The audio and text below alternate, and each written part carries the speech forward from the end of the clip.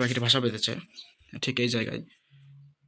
আর আগে ভাষাটা ছিল এখানে একটা কূপ ছিল, সেখানে ভাষাটা ছিল।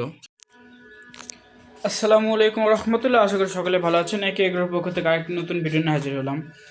আমাদের এই যে বুডিং সেট আপটা আছে, এই সেট আপটা খুবই ভালো হয়েছে। এই সেট আপের ভিতরে এখন পর্যন্ত কোনো বাচ্চা মারা যায়নি।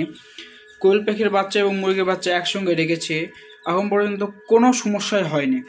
তো আমরা এখান থেকে এই বাচ্চাগুলোকে ব্লেন্ডার করে খাবার দিচ্ছি, যেহেতু এই ছোটো বাচ্চাগুলো খাবার খাইতে পারবে না, বড় দানাদার খাবার। এখানে আমাদের একটা বাচ্চা একদম সাদা হয়েছে, একদম হোয়াইট জেন কটনেক্সের বাচ্চার মতন।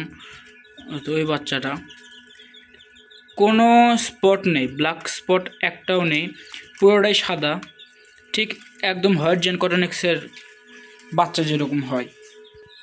যেহেতু আমি এক জায়গায় গেছিলাম, সেখান থেকে এখন আসলাম, এখন পর্যন্ত আমার খাবার দেওয়া হয়নি। বাচ্চাগুলো মাসাল খুব সুন্দর খাবার খায়। এই একটা বাচ্চার পা কোনো একটা সমস্যার কারণে প্যারালাইজড হয়ে গিয়েছে, তো ট্রিটমেন্ট দিতেছি, আর আশা করা যায় ভালো হবে, অনেকটা ইমপ্রুভ হয়েছে। আর বাচ্চাগুলো খুবই অ্যাক্টিভ।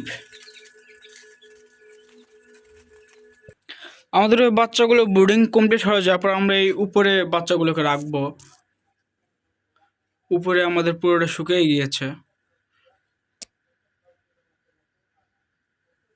আর আমাদের এই নিচে আছে প্যারেন্টস কোয়েল পাখিগুলো। এই প্যারেন্টস কোয়েল পাখিগুলো বীজ ডিম দিতেছে, আমরা এই বীজ ডিমগুলো আবার ইনকিউবেটর মেশিনে দেব। ডিম পারছে, দিন গেলে এখন 12 থেকে 13টা ডিম পাওয়া যাচ্ছে। সকালে একবার উঠানো লাগে আর রাত্রে একবার উঠানো লাগে, না হইলে নিজেদের ডিমেই নষ্ট করে এই কোয়েল পাখিগুলো।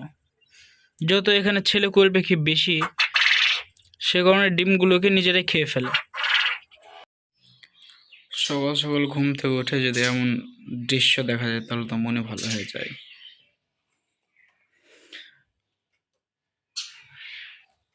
কিছুদিন আগে লক্ষ্য করলাম আমাদের এই ঘরে এসির উপরে এই ছোট্ট পাখিটি বাসা বেঁধেছে ঠিক এই জায়গায়।